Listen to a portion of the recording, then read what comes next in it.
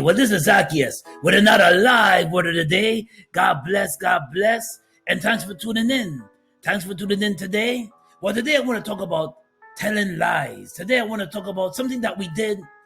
We all did it. We all tell lies somewhere, somehow, in growing up in our lifetime. Or some people even tell a whole lot of lies now. But I want to discuss that. I want to talk about just telling lies and not standing in your truth.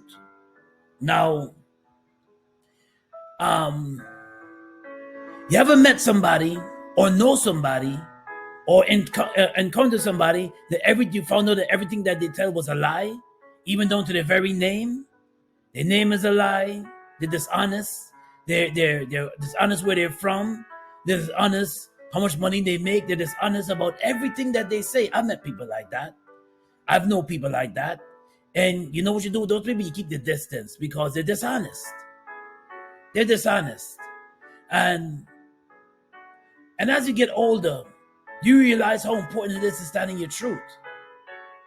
And yes, we all told lies before, but as you get wiser and as you gain wisdom, you realize how important it is to stand in your truth. Because according to the book of Luke chapter 12, verses 2 to 3, whatever's in the dark will come out in the light. So if you're telling lies and you consistently practice telling lies, it will be revealed. And people will find you out that all this time you was lying to them. Don't be that person. All this time you was telling lies about certain things. Don't be that person. So they will find out. It may not happen today. It may not happen tomorrow, or it may not happen next month or next year, but eventually it will come out. Or it may happen sooner than you even think.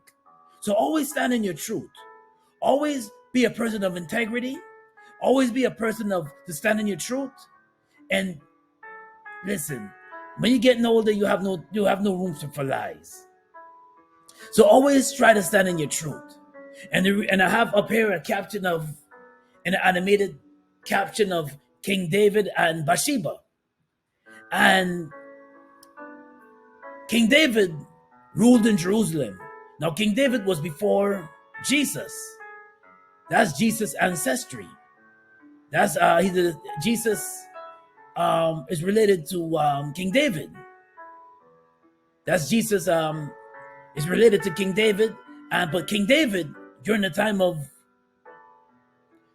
his rule in Jerusalem, now was a man that God chose, that Saul kind of chose, but after Saul, God chose him to be king over Jerusalem. And there was a soldier, one of King David's faithful soldier, called Uriah. Now Uriah was married. King David was married himself, may I remind you. Uriah is also married. He's married to Bathsheba. Now, and during that time, there was a lot of battles going on, wars and battles going on. So King David called Uriah in his palace. And Uriah came and told Uriah that I want you to lead the army. I want you to lead the army into battle. So you're going to be in front of the army, leading them into battle. Now, I know, and I'm sure you know, and a lot of people know that when you're in the front line in battle, your chances of dying is very high when you're in the front line of dying. So King David chose him to lead the army. And as Uriah went off to war, King David was admiring Bathsheba, his wife, Uriah's wife.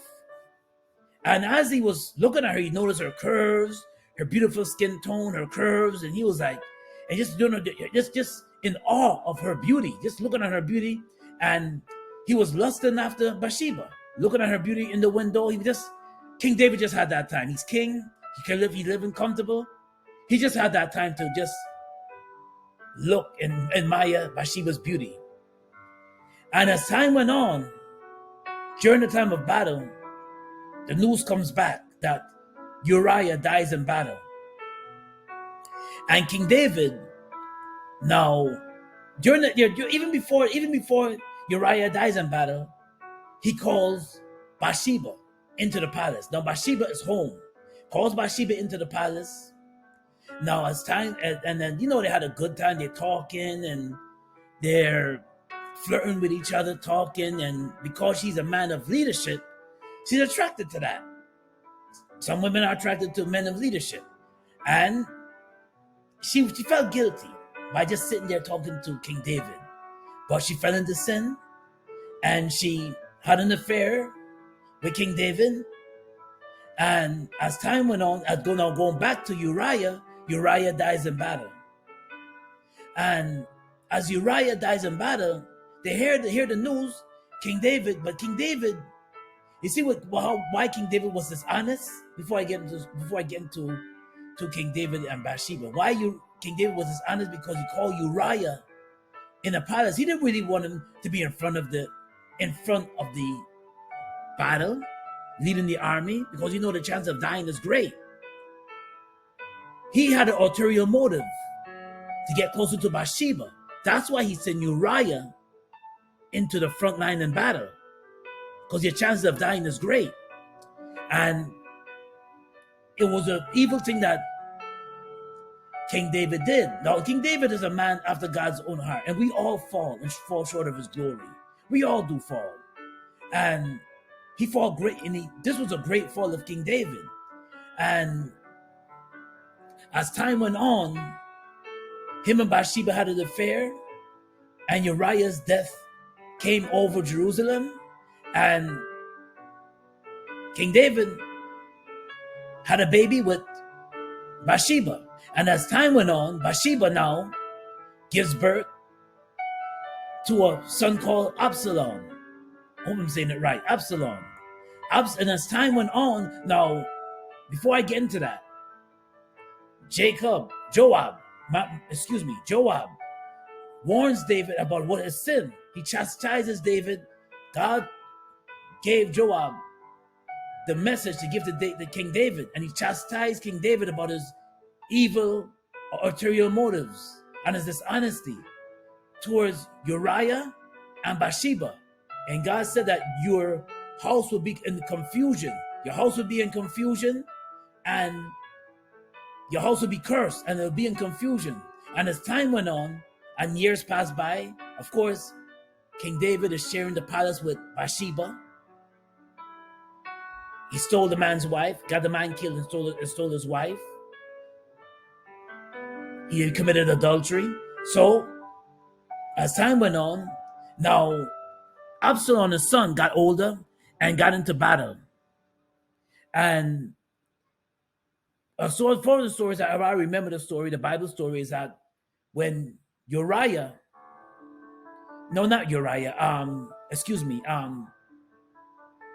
Absalom was riding on the horse, escaping the enemy from chasing him on the horse. Remember, the enemies are on a horse too, riding on a horse.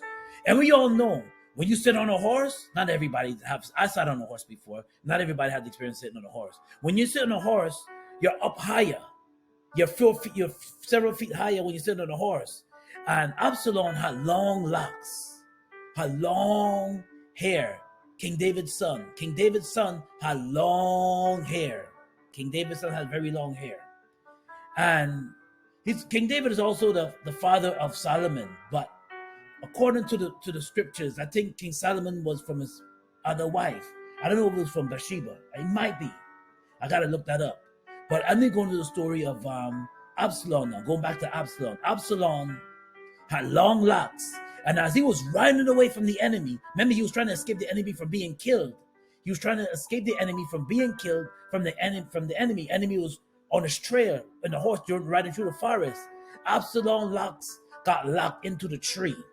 Because remember, his hair is long, so he got locked in. His hair got caught up in the tree. He got entangled in the tree, and he couldn't escape. The horse rode from underneath him, and the horse ride away from underneath him. And his hair, he was dangling, and he was caught. His locks was caught up in the tree. He couldn't let go of he was trying to get loose from the tree. His hair, trying to pull his hair down from the tree. And as he was doing that, he just was locked. He couldn't let go. The enemies came and they caught up to Absalom and they slew him. David cried. Bathsheba cried. Their son is killed in battle. Now, Joab was right. King David's house would be in a massive confusion. A whole massive confusion David's house is in. His son is dead. You know, it's a whole lot of confusion when you're, and I'll make a long story short. When you're out of God's will, ladies and gentlemen, when you're not in the God's will, you find out that there's a whole lot of confusion that comes into your life. A whole lot of confusion. And you can't seem to get it together. You have to say, Lord, forgive me. Or just cry out to the Lord because when you're not in God's will, your whole house is in confusion. When you're not standing with the Lord, your house is in confusion. Whatever you attempt to do, if it's not in God's will, is in confusion. It's mixed up and it's messed up. God has a reason why he has his hand on your life. There's a reason why God chooses each and every one of us, especially when we open up and come to him, and he puts a purpose on our life. And when we step out of the purpose, it's confusion. So, always stand in your truth. Always stand in your truth. And practice not lying. And be a person of integrity. Be a person that's always willing to stand in his truth, his or her truth. Always be a person that stands in your truth. Well, the live word of the day is coming out of Proverbs chapter 19, verses 9. A false witness will not go unpunished, and he who breathes out lies will perish. But this is Zacchaeus coming to you with another live word of the day. God bless and be safe out there. Peace and blessings, y'all. And thanks for tuning in.